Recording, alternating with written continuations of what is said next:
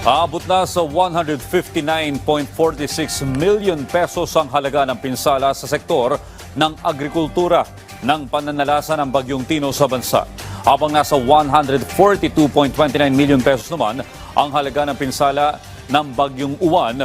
Ayon yan kay Department of Agriculture Deputy Spokesperson Assistant Secretary Joycel Panlilio.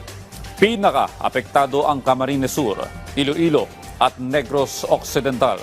Kasabay ng iba pang tulong, pwede ring mag-file ng claim ang mga magsasaka na may crop insurance sa Philippine Crop Insurance Corporation. Maaari ring makakuha ng tulong mula sa local agricultural office sa kanilang lugar.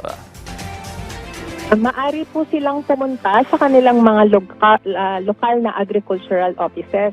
Nakikipag-ugnayan po kasi ang DA sa mga local government units. Meron po tayong mga agricultural extension workers po na tumutulong po sa pamimigay at pamamahagi po ng ating mga interventions para po sa mga magsasaka at mangingisda na apektado po ng pananalanta po ng bagyo.